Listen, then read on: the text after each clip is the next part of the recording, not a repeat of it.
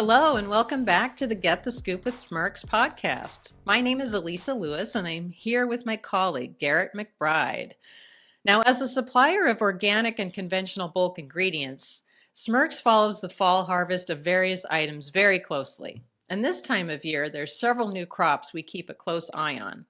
Those include pumpkin seeds, chia seeds, sunflower seeds, oats, and also California nuts, specifically almonds and walnuts. We'd like to do a deep dive into each of these crops to give you insights into the growing conditions, indicative crop reports at origin, as well as the weather conditions. We'll key in on planting report estimates and anticipated volumes and other factors that may impact the crop. Finally, we'll offer our buying and contracting recommendations based on our current intel. After the first segment, Garrett will give us a market report featuring the latest on the coconut market, which is a big topic these days. There's a lot to unpack with coconut, and we'll explore flax and other items as well, not to mention how ocean freight rates are impacting the costs of a variety of items these days. Hey, Garrett, it's great to be with you here on this podcast today, talking about the fall crops. How are you? I'm doing great. I'm excited to chat about this year's Northern Hemisphere fall harvest.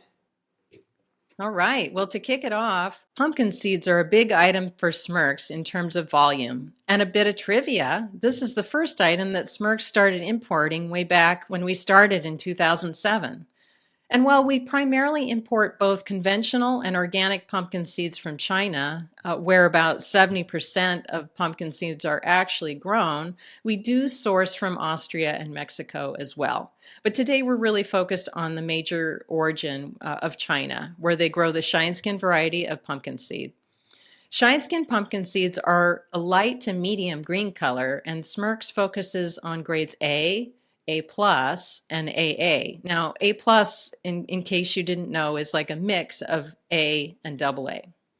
And in China, there are large-scale farms with high-efficiency harvesting and processing methods, and the product is steam pasteurized at origin. Garrett, what are we seeing this year in terms of the volume of planting in China and the crop prediction for the fall? So far, we're seeing a lot of very positive indications around the pumpkin harvest. Planting acreage is reported to have been significantly higher this year than in previous years. Organic yield is always a bit less plentiful than conventional, and time will tell how those proportions look this particular crop year. Worth noting, the Chinese harvest started in late August and is wrapping up as we record this now in late September. So we're in a bit of a transition period between crop years right now, and global demand has been pretty quiet up to this point. With overall pumpkin seed supply looking strong and low export demand from China, markets have softened to comfortable levels, and it's a buyer's market. We know that every year there's other factors that come into play with the Chinese pumpkin market, including those speculators that come in and buy a fair share of the volume and hold the product and later resell, which often increases prices. Ocean freight costs can also come into play. As of now, what are you seeing, Garrett, in terms of these factors? So far, speculators have largely stayed away from the Chinese pumpkin seed markets. This is a significant contributing factor to the overall reduction in demand that we've been seeing. Ocean freight rates out of China have settled a bit over the past month. Between that and soft markets at origin, it's a great time to contract and lock these favorable market conditions down. Good stuff, Garrett. Hey, let's shift gears a little bit and talk about chia seeds. We typically source our organic and conventional chia from Paraguay. We normally keep close tabs on the weather patterns as we get closer to harvest time, often looking at the timing of the first frost, for example. And in general, the chia market has been known to be historically unpredictable. Garrett, you visited processors in Paraguay earlier this year. What can you tell us about the chia seed growing conditions, plantings for this crop cycle, and predicted volumes? Sure. Yeah, I love Paraguay. I love chia. This crop year started out looking very good in Paraguay from a weather standpoint, from a planting standpoint. Up until June, conditions couldn't have been more favorable, and chia prices were falling in anticipation of what some were calling a super bumper crop harvest. Then came a late summer drought, impacting mostly the northern growing region in Paraguay, and speculation around the impact of that quickly firm markets. This year's crop is anticipated to be between 55 and 60,000 metric tons, which is pretty well in line with what we saw last year, maybe slightly higher. However, typically the conventional to organic breakdown is 70%, 30%. This year it's looking to be closer to 50-50. And it may be worthwhile to pay close attention to organic markets over time and as the harvest really wraps up and the new crop um, is understood fully.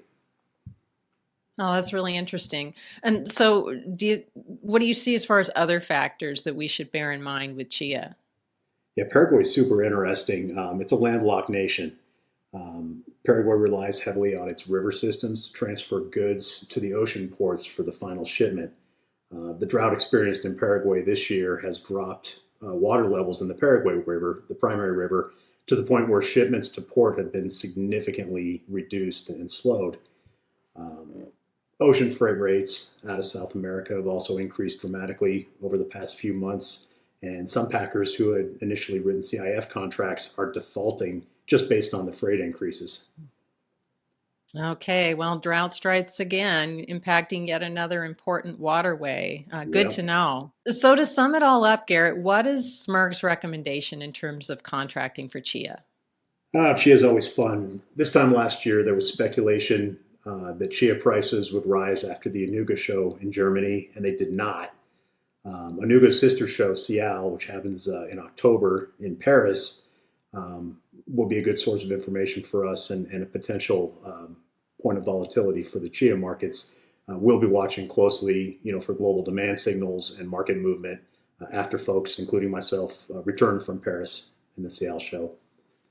When it comes to chia, nothing is happening quickly right now, from processing to testing, shipments, NOP certificate issuance, that's the organic certificates. Smirks recommends locking in volume now to stay ahead of the demand surges that are likely to come and take advantage of the favorable market. Wow, well, it's going to be a great timing for you to go to Seall and really dive a little deeper into chia and some of the other markets, but particularly this chia market. It's interesting, It's always fun. to say the least. All right. Well, hey, let's move on to explore the sunflower market next. This is also a staple item for Smirks, both conventional and organic sunflower, primarily kernels and bakery grade kernels, but other specs are available by customer request as well. Smirks imports the majority of our bulk sunflower from Bulgaria, but we also source some from Turkey and from the USA. Garrett, what are some of the key things for us to know about these different growing regions and the volume of plantings for this fall harvest? Yeah, you said it. Smirk sunflower kernels generally come from Bulgaria, Turkey, and the United States. This summer was brutally hot in Eastern Europe, and the result of that heat was severe crop damage in those growing regions. It was very, very bad. Not only did the heat impact the yield of the sunflower crop, but it severely impacted the quality of the kernels which were able to be harvested. And that just means it takes more volume to run through the cleaning and sorting lines for us to put together quality full loads to import into the United States. So it's just an added challenge and extra salt in the wound around the conditions of this commodity. Um, in the USA, plantings for kernel crop were estimated to be down by around 30% compared to last year. However, still a bit too early to tell what the US crop size will look like at this point.